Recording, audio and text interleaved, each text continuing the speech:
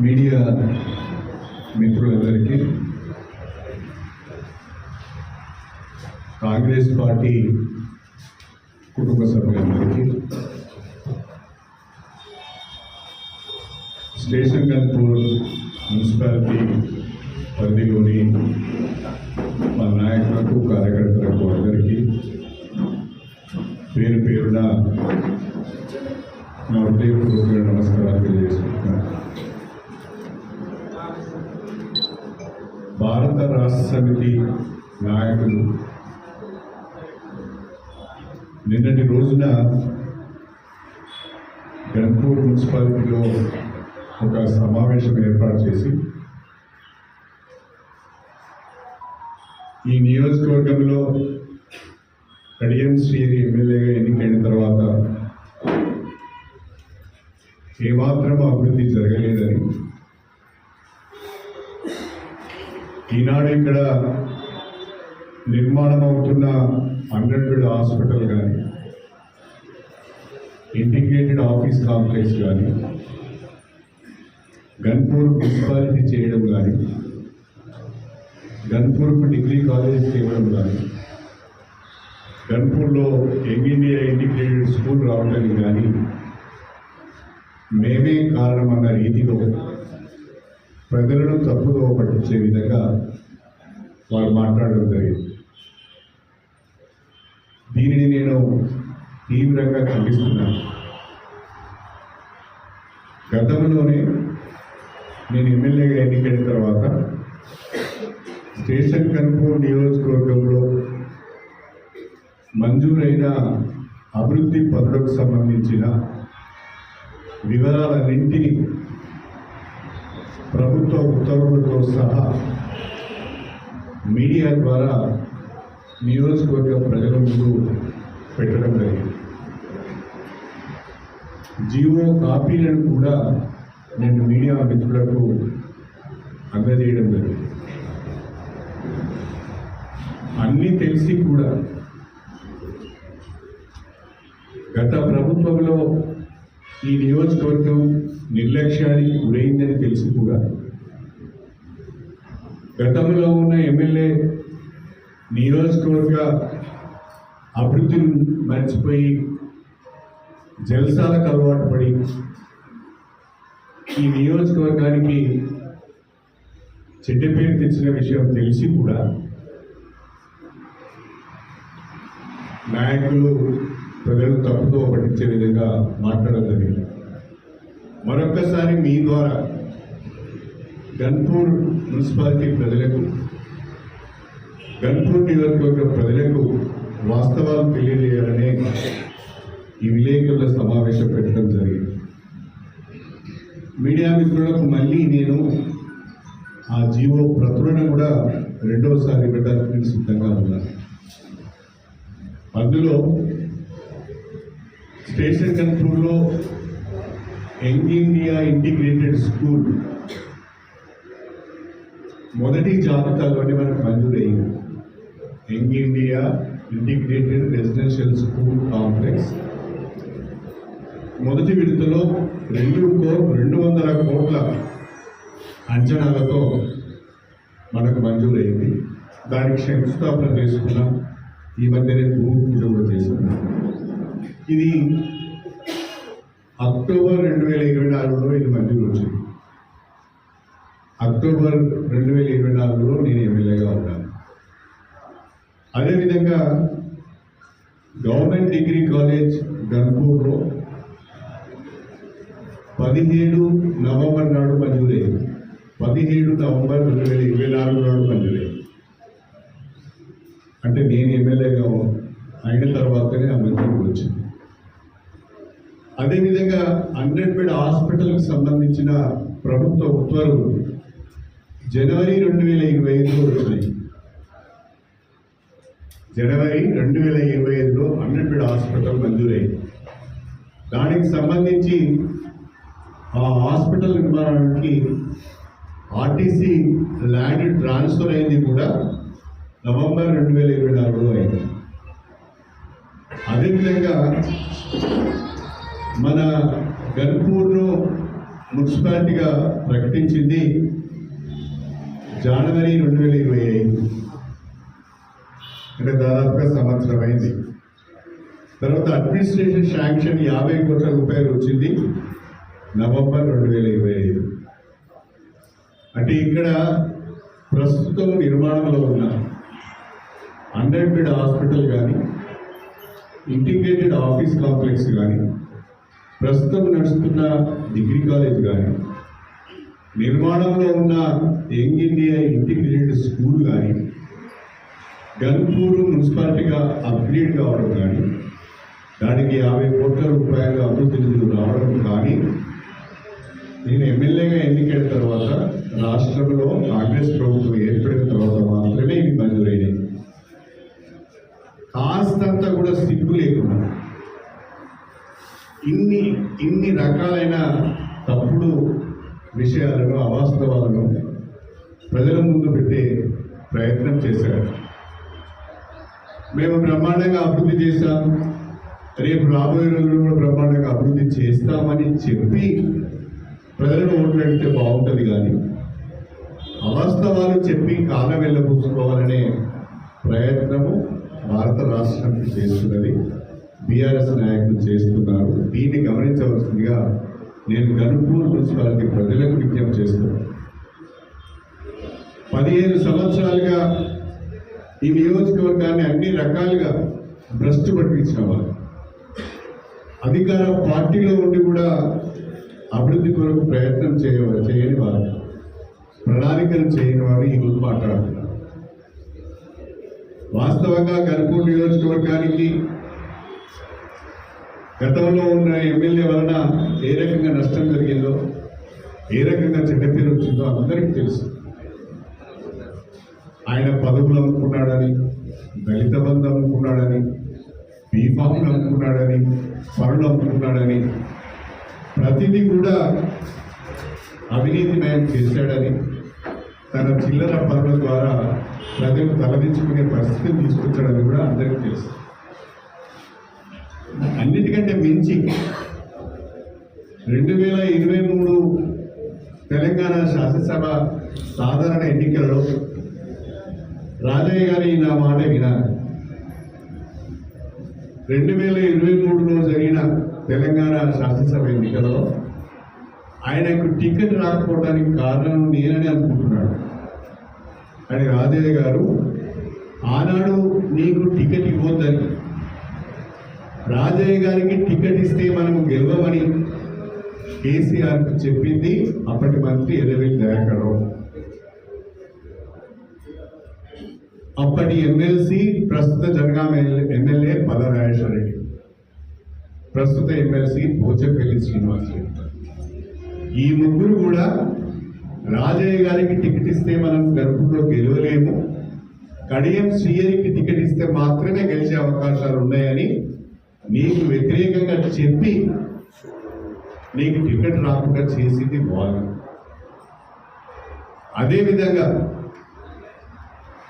మొన్నటికి మొన్న గ్రామ పంచాయతీ ఎన్నికలలో కూడా రాజయ్య గారు గ్రామాలను తిరిగితే ఓట్లు పడే పరిస్థితి లేదు, రాజయ్య గారు మా గ్రామాలకు రావాల్సిన అవసరం లేదు అని చెప్పి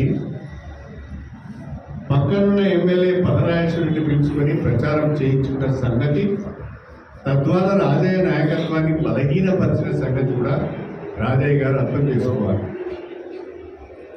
ఇప్పుడు కొత్తగా రాజయ్య గారు గన్పూర్ మున్సిపాలిటీని గెలిపించుకునే పరిస్థితులు లేడు, ఇది రాజయ్య గారికి సాధ్యం కాదు అని కేసీఆర్ దగ్గర, కేటీఆర్ దగ్గర రాజయ్యకు వ్యతిరేకంగా చెప్పి ఈయనకు పరుగు లేదు, పలుపడి లేదు, ఓట్లు సంపాదించే సత్తా లేదు, ప్రజలు ఈయన తిరస్కరిస్తున్నారని చెప్పి ఇప్పుడు ముగ్గురిని ఇక్కడ ఇన్ఛార్జీలుగా వేసుకున్నారు. ఎర్రబెల్లి దయాకర్ రావు, పల్ల రాజేశ్వర రెడ్డి, పోచంపల్లి శ్రీనివాస్ రెడ్డి రాజయ్య గారిని పెత్తనం చేయడానికి వచ్చింది. అంటే రాజయ్య గారిని డమ్మి చేయడానికి. 4వ ముఖ్యమైన విషయం కూడా చెప్తున్నారు. ఒకవేళ స్టేషన్ గన్పూర్కు ఉప ఎన్నికలు వస్తే రాజయ్య గారు సరిపోడు, రాజయ్య గారిని ఓట్లు పడవు అని కేసీఆర్కు చెప్పి ఒకడేమో బీజేపీలో ఉన్న నాయకులు తీసుకొచ్చే ప్రయత్నం చేస్తున్నాడు, ఇంకొకడేమో ఆర్ఎస్ ప్రవీణ్ కుమార్ తీసుకొచ్చే ప్రయత్నం చేస్తున్నాడు, ఇంకొక ఆయనేమో కాంగ్రెస్ లీడర్ తీసుకొచ్చే ప్రయత్నం చేస్తున్నాడు. ఇక్కడికి వచ్చిన ముగ్గురు లీడర్లు ఒక్కొక్కడు ఒక వ్యక్తిని గన్పూర్లో దించే ప్రయత్నం చేస్తున్నారు. ఆ ముగ్గురి దగ్గర మధ్యన సయోధ్య తెలియదు కాబట్టి రాజయ్య ఇన్ఛార్జిగా కొనసాగుతున్నాడు. ఆ ముగ్గురు ఒక మాట అనుకుంటే, ఇక్కడికి వచ్చిన ముగ్గురు ఒక మాట అనుకుంటే తెల్లారే రాజయ్య గారు ఇన్ఛార్జిషిప్ పీకేస్తారు. నేను అడుగుతున్నా, రాజయ్య గారు నన్ను తెల్లారేస్తే నన్ను తిట్టుడు కాదు, నా పైన విమర్శలు ఆరోపణలు చేయడం కాదు బ్రదర్. ముందు నీ పరిస్థితి ఏందో నువ్వు తెలుసుకో.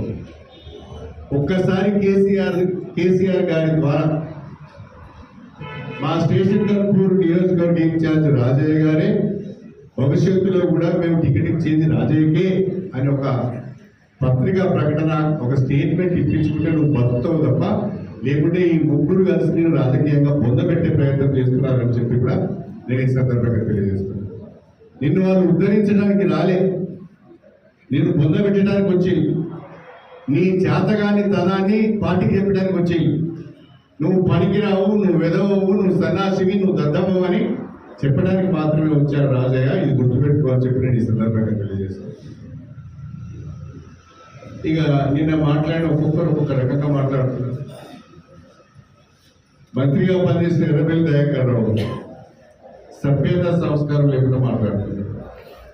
కడియం శ్రీకి సిగ్గు లేదని, కడియం శ్రీకి బాబా కూడా మాట్లాడుతున్నాడు. నిజమే, నాకన్నా కాస్త కూస్తూ సిగ్గుంది కానీ నీకు అసలే సిగ్గు లేదని నా అభిప్రాయం. ఈ చెవిటోనికి ఎట్లా చెప్పాలో కూడా నాకు అర్థమైంది. మనవరాలు వయస్సున్న అమ్మాయి చేతిలో ఘోరంగా ఓడిపోయి, అది కూడా 54-55 ఓట్ల తేడాతో ఓడిపోతే ఈ చెవిటోని చిన్న మీద చిక్కిపోయింది. కాబట్టి ఏం మాట్లాడుతున్నాడో అర్థమైంది. నువ్వు సభ్యతగా మాట్లాడితే నేను సభ్యతగా మాట్లాడు. నీవు ఆనాడు తెలుగుదేశంలో ఉండి, నేను ఆనాడు తెలుగుదేశంకు రాజీనామా చేసి తెలంగాణ ఉద్యమంలోకి వచ్చినప్పుడు నువ్వు నాకు వ్యతిరేకంగా ఇష్టం వచ్చిన రీతిలో మాట్లాడినావు. కానీ నువ్వేం చేసినావు? తెలుగుదేశాన్ని హోల్సేల్గా కేసీఆర్కు అమ్మిన చరిత్ర, నీచ చరిత్ర నీది. ఎమ్మెల్యేలకు డబ్బులు ఇప్పించి హోల్సేల్గా టీడీపీ ఎమ్మెల్యేలందరినీ కేసీఆర్కు అమ్మిన చరిత్ర నీది. నేను ఆ పని చేయలేదు, ఆ రకంగా నేను మోసం చేయలేదు. నేను బీఆర్ఎస్లోకి వచ్చినప్పుడు తిట్టావు, కానీ తర్వాత నువ్వు కూడా బీఆర్ఎస్లోకి వచ్చావు. మొన్న కాంగ్రెస్ పార్టీ గెలిచిన తర్వాత కూడా నువ్వు కాంగ్రెస్ పార్టీలోకి రావాలని ప్రయత్నం చేసినావు. కానీ నీ నీచ చరిత్ర తెలిసిన రేవంత్ రెడ్డి నేను తీసుకోవడానికి ఇష్టపడలేదు. నీ మోసపూరితమైన చరిత్ర తెలిసిన రేవంత్ రెడ్డిని తీసుకోవడానికి ఇష్టపడలేదు. ఆయనను పొట్టోడు అంటావు, నువ్వు ఒక ముఖ్యమంత్రిని పట్టుకొని పొట్టోడు అంటావు. కానీ నీ చెవిటోడు అంటే తప్పేముంది? ఆయనను పొట్టోడు అన్నప్పుడు, ఒక ముఖ్యమంత్రిని పొట్టోడు అన్నప్పుడు నేను చెవిటోడు అంటే మాత్రం తప్పే ఉంది అని చెప్పి నేను ఈ సందర్భంగా తెలియజేస్తాను. కాబట్టి మనం మాట్లాడే భాషను బట్టి ఎదుటివారు సమాధానం చెప్తారు. మనం సభ్యతగా మాట్లాడితే ఎదుటివారు కూడా సభ్యతగా మాట్లాడతారు. మీరు సభ్యత సంస్కారాన్ని మరిచి మాట్లాడితే అదే స్థాయిలో సమాధానం చెప్పవలసి వస్తుందనే విషయాన్ని మర్చిపోవు. మల్లారాజేశ్వర రెడ్డి కేసీఆర్ ముఖ్యమంత్రిగా ఉన్న సమయంలో కేసీఆర్ చుట్టూ 24 గంటలు బొచ్చు కుక్కలకి తిరిగేవాడు. ఇంట్లో ఆయనే ఉండేవాడు, ఆఫీస్లో ఆయనే ఉండేవాడు, ఫామ్ హౌస్లో ఆయనే ఉండేవాడు. కేసీఆర్ అధికారాన్ని అడ్డం పెట్టుకొని బ్రహ్మాండంగా యూనివర్సిటీ తెచ్చుకున్నాడు, మెడికల్ కాలేజ్ తెచ్చుకున్నాడు, హాస్పిటల్ తెచ్చుకున్నాడు, ఇంజనీరింగ్ కాలేజ్ తెచ్చుకున్నాడు. ప్రైవేట్ అసైన్ భూములను ప్రభుత్వాన్ని అడ్డం పెట్టుకొని పట్టా చేయించుకున్నా పర్వాలేదు, ఆస్తులను సంపాదించుకున్నా పర్వాలేదు. చివరికి కల్వకుంట్ల కుటుంబంలో చిచ్చు పెట్టారు. ఒకరి మాట ఒకరికి చెప్పి చెవులు కొరికి చివరికి కవితని ఇంటి నుంచి వెళ్ళగొట్టే పరిస్థితి వచ్చింది. కవిత చాలా స్పష్టంగా చెప్పింది, కేసీఆర్ చుట్టూ కొరివి దయ్యాలు ఉన్నాయని. వీడు పెద్ద కొరివి దయ్యం. వీరి వల్లనే ఆ కుటుంబం నాశనమైంది. పోచంపల్లి శ్రీనివాసరెడ్డి కూడా మాట్లాడుతున్నాడు, చాలా పుట్టోడు, అసలు పుట్టోడు వీడు. పోచంపల్లి శ్రీనివాసరెడ్డి కూడా చాలా మాట్లాడుతున్నాడు. 1000 కోట్ల ఆస్తులు పోచంపల్లి శ్రీనివాసరెడ్డికి ఎక్కడి నుంచి వచ్చినాయి? పోచంపల్లి శ్రీనివాసరెడ్డి అనేవాడు కేటీఆర్కు, సంతోష్ రావుకు బినామీ. 1000 కోట్ల రూపాయల రియల్ ఎస్టేట్ చేస్తున్నాడు. ఈయనది వేరే రాష్ట్రమో వేరే జిల్లాలో కాదు, మన జిల్లానే. మన జిల్లాలో ఈయన కుటుంబ నేపథ్యం, ఈయన ఆస్తుపాస్తులన్నీ మనకు తెలుసు. కేటీఆర్, సంతోష్ రావు సంపాదించిన డబ్బులన్నీ ఈయన ద్వారా రియల్ ఎస్టేట్లో ఖర్చు పెట్టుకున్నారు. ఈయన కేటీఆర్, సంతోష్ రావు బినామీ. పోచంపల్లి శ్రీనివాసరెడ్డిని ఇక్కడ ఎందుకు పెట్టారంటే, ఓటుకు 5,000 రూపాయలు ఇచ్చి అయినా స్టేషన్ గన్పూర్ మున్సిపాలిటీని గెలవాలి, కడియం శ్రీని దెబ్బతీయాలి అనే ఆలోచనతోనే ఇలా నలుగురు గన్పూర్ మీద దాడి చేస్తున్నారు. ఇక్కడే ఒక గజ దొంగ ఉన్నాడు అంటే, ఈ గజ దొంగకు తోడుగా 3 స్టువార్ట్పురం దొంగలు వచ్చింది. ఈ దొంగల పట్ల జాగ్రత్తగా ఉండాలని చెప్పి నేను గన్పూర్ నియోజకవర్గ ప్రజలకు, ప్రత్యేకించి గన్పూర్ మున్సిపాలిటీ ప్రజలకు నేను విజ్ఞప్తి చేస్తున్నాను. ఈ మున్సిపల్ ఎన్నికలలో మీరు ఏ పార్టీకి ఓటు అడుగుతారని అడుగుతున్నారు. నేను కాంగ్రెస్ పార్టీకి ఓటు అడుగుతాను. రాష్ట్రంలో కాంగ్రెస్ పార్టీ అధికారంలో ఉంది. ఇంకా 3 సంవత్సరాలు కాంగ్రెస్ పార్టీ ప్రభుత్వం ఉంటుంది. ప్రభుత్వం యొక్క అండదండలు లేకుండా అభివృద్ధి జరగదు. ఇవాళ గన్పూర్ మున్సిపాలిటీ అభివృద్ధి చెందాలి అంటే కాంగ్రెస్ పార్టీ బలపరిచిన అభ్యర్థులను గెలిపించాలని చెప్పి నేను గన్పూర్ మున్సిపల్ పరిధిలో ఉన్న ప్రజలందరికీ కూడా విజ్ఞప్తి చేస్తున్నాను. 2 సంవత్సరాలుగా అభివృద్ధి ఎజెండాగా పనిచేస్తున్నా. ఈ నియోజకవర్గం పోగొట్టుకున్న ఒక గౌరవాన్ని నిలబెట్టే ప్రయత్నం చేస్తున్నాను. ఈ నియోజకవర్గం పేరు చెప్పుకోవడానికి, ఈ నియోజకవర్గ ఎమ్మెల్యే పేరు చెప్పుకోవడానికి సిగ్గుపడిన ప్రజలను ఇలా తలెత్తుకొని మా నియోజకవర్గం గన్పూర్, మా ఎమ్మెల్యే కడియం శ్రీని చెప్పుకునే విధంగా నేను నిజాయితీగా పనిచేస్తున్నానని చెప్పి ఈ సందర్భంగా తెలియజేస్తున్నాను. మళ్ళీ చెప్తున్నా, నేను గెలిచింది బీఆర్ఎస్ పార్టీ టికెట్ పైన, కానీ ఈ నియోజకవర్గ అభివృద్ధి కొరకు కాంగ్రెస్ ప్రభుత్వంతో కలిసి పనిచేస్తున్నా. రేపు గణపురం మున్సిపాలిటీ కూడా అభివృద్ధి చెందాలి అంటే కాంగ్రెస్ పార్టీ బలపరిచిన అభ్యర్థులనే గెలిపించమని చెప్తున్నా. ఇక ఎవరికి ఏ రకమైన అనుమానం ఉండవలసిన అవసరం లేదు. 70 సంవత్సరాలు దాటిన ముసలాయన అని అంటున్నారు. 70 కాదు 70, నాకు 74 సంవత్సరాలు. నేను వయసును దాచుకోవాల్సిన అవసరం లేదు. 74 సంవత్సరాలైనా నేను 36 సంవత్సరాల వయస్సున్న పిల్లవాడిని అంత యాక్టివ్గా ఉన్నాను. అంత యాక్టివ్గా నేను తిరుగుతున్నాను. నా అంత యాక్టివ్గా మీరు ఎవరైనా ఉన్నారని అడుగుతున్నాను. మా దగ్గర ఉన్న కూడా చాలా మందికి బీపీలు ఉన్నాయి, షుగర్లు ఉన్నాయి. నాకు బీపీ లేదు, షుగర్ లేదు. అంటే నేను ఒక క్రమశిక్షణతో ఉంటా కాబట్టి ఈ రోజు వరకు కూడా దేవుని కృప వల్ల, దేవుని దయ వల్ల నాకేమీ జబ్బులు రాలేదు. నన్ను 74 ఏళ్ళ ముసలాయన అంటున్నాడు. మరి ఎర్రవెల్లి దయాకరావుకి ఎన్నేళ్ళు? ఆయన వయసు కూడా 70 సంవత్సరాలు. రాజయ్య గారికి ఎన్నేళ్ళు? ఆయనకు ఒక 65 ఏళ్ళు. పలనాయేశ్వరుడికి ఎన్నేళ్ళు? ఆయనకు ఒక 60 ఏళ్ళు దాటినాయి. 60 ఏళ్ళు దాటిన ప్రతివాడు కూడా వృద్ధుడే. ఆ భాషకు వస్తే మీరెవరు యంగ్స్టర్స్ కాదు, మీరందరూ కూడా వృద్ధులే.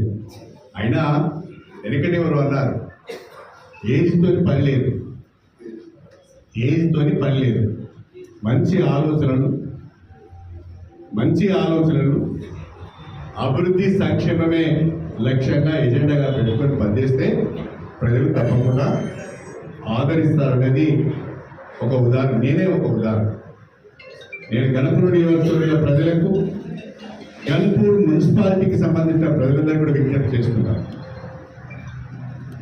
ఈ స్టువార్ట్పురం దొంగలు మాట్లాడే అవాస్తవాలను మీరు గుర్తించండి. అభివృద్ధి చెందుతున్న గణపూర్ను అడ్డుకునే ప్రయత్నం చేస్తున్నారు. ఏనాడు అభివృద్ధి గురించి మాట్లాడిన వారు ఈరోజు అభివృద్ధి గురించి మాట్లాడుతున్నారు. వాళ్ళ ద్వారా ఏమీ కాదు. అధికారంలో ఉన్నప్పుడు చేయలేని వారు ప్రతిపక్షంలో ఉండి ఏ రకంగా చేస్తారో ప్రజలు ఆలోచించాలని చెప్పి నేను కోరుతున్నాను.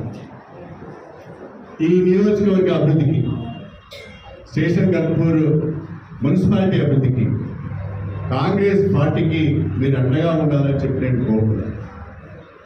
రేపు జరగబోయే గన్పూర్ మున్సిపాలిటీ ఎన్నికలలో కాంగ్రెస్ పార్టీ బలపరిచిన అభ్యర్థులను గెలిపించాలని నేను కోరుతున్నాను. నాకు రాజకీయ జన్మనిచ్చిన స్టేషన్ గన్పూర్ నియోజకవర్గ ప్రజలకు నేను రుణపడి ఉన్నాను. నాకు శక్తి ఉన్నంత మేరకు నేను రాజకీయాల్లో ఉన్నన్ని రోజులు స్టేషన్ గన్పూర్ నియోజకవర్గ ప్రజలతోనే ఉంటాను. స్టేషన్ గన్పూర్ నియోజకవర్గ అభివృద్ధికి కట్టుబడి ఉంటాను. స్టేషన్ గన్పూర్ నియోజకవర్గ సమస్యల పరిష్కారానికి చిత్తశుద్ధితో పనిచేస్తానని చెప్పి ఈ సందర్భంగా తెలియజేసుకుంటూ, ఇప్పటికైనా అనేక కుంభకోణాలను ఎదుర్కొంటున్న బీఆర్ఎస్, అనేక కేసులు ఎదుర్కొంటున్న నాయకులు ఒళ్ళు దగ్గర పెట్టుకొని మాట్లాడితే మంచిది అని చెప్పి ఈ సందర్భంగా తెలియజేసుకుంటూ సెలవు తీసుకుంటున్నాను. ఫోన్ ట్యాపింగ్ జరిగింది అని అందరూ ఒప్పుకుంటున్నారు. నిన్న ఆర్ఎస్ ప్రవీణ్ కుమార్ గారు కూడా వరంగల్లో ప్రెస్ మీట్ పెట్టి ఫోన్ ట్యాపింగ్ అనేది సర్వసాధారణం అని అంటున్నారు. కేంద్ర ప్రభుత్వాలు కానీ రాష్ట్ర ప్రభుత్వాలు కానీ దేశ భద్రతను లేదా ఇతర సమస్యలు ఉత్పన్నమైనప్పుడు ఫోన్ ట్యాపింగ్ చేస్తారని అంటున్నారు. ఫోన్ ట్యాపింగ్ దేని కొరకు చేశారో, దేని కొరకు చేయాలో దాని కొరకు చేస్తే అసలు సమస్య లేదు. కానీ సినిమా రంగానికి సంబంధించిన నటీమణుల ఫోన్లను కూడా ట్యాప్ చేయడం, వాళ్ళనుగా తీసుకునే ప్రయత్నం చేయడం, జడ్జిల యొక్క ఫోన్లు ట్యాప్ చేయడము, వాళ్ళని ఇబ్బంది పెట్టే ప్రయత్నం చేయడం, ప్రతిపక్ష పార్టీలకు చెందిన ముఖ్య నాయకుల యొక్క ఫోన్లు ట్యాప్ చేయడము, వాళ్ళని ఇబ్బంది పెట్టడం, చివరికి సొంత బిడ్డ కవిత భర్త యొక్క ఫోన్ ట్యాప్ చేయడము, హరీష్ రావు గారి యొక్క ఫోన్ ట్యాప్ చేయడము, ఇది దేనికి సంకేతం అని అడుగుతున్నాను. ఇవన్నీ దుర్మార్గాలు చేసి మళ్ళా శుద్ధపూస లెక్క మాట్లాడతారు. శుద్ధపూస లెక్క ఎందుకు మాట్లాడతారు? అన్నీ అక్కడ రికార్డెడ్ ఎవిడెన్స్ ఉంది కదా, మొత్తం రికార్డెడ్ ఎవిడెన్స్ ఉంది. ఇలా దొంగ అని అరిచినట్టున్నారు. టీఆర్ఎస్ వాళ్ళ పరిస్థితి ఎట్లా ఉంది అంటే తక్కలేక మింగలేకపోతున్నారు. ఒక కేసు మీద ఒక కేసు వచ్చే వరకు మొత్తము దొంగ అని వాళ్ళే ముందుగా అరుస్తున్నారు. ప్రజలు తప్పుతో పట్టించే ప్రయత్నం చేస్తున్నారు. ఇవన్నీ ఎవిడెన్స్లన్నీ బయటికి వస్తాయి. వచ్చినప్పుడు వాస్తవాలు ఏంటి అనేది ప్రజలకు తెలుస్తుంది. సార్, సీఎం విజయన్జీ పర్యటన పూర్తి కాగానే ప్రభుత్వం కూలిపోతుంది అని బీఆర్ఎస్ వాడెవడో విధవా అన్నాడు. మీరు అనుకుంటారా కూలిపోతుంది? వాడి కామెంట్ వాడో విధవా అన్నాడు. వాడు కూడా లెక్కల మనిషేనా? అన్నోడు కేటీఆర్ అన్నోడు కూడా లెక్కల మనిషేనా? వాడికే దిక్కులేదు అన్నది కేటీఆర్ కాదు, ఇక్కడ నాకు తెలుసు అన్నాడు. కేటీఆర్ కూడా వాడేవాడన్నాడు నాకు తెలియదు, కానీ కలలు అంటున్నారు. రేవంత్ రెడ్డి గారి కుర్చీకి కానీ వారి పీఠానికి కానీ వచ్చినా ఇబ్బంది ఏమీ లేదు. బ్రహ్మాండంగా ఇంకా 3 సంవత్సరాలు రేవంత్ రెడ్డి గారు ముఖ్యమంత్రిగా కొనసాగుతారు. ఆయనకి ఎమ్మెల్యేల మద్దతు ఉన్నది, ప్రజల మద్దతు.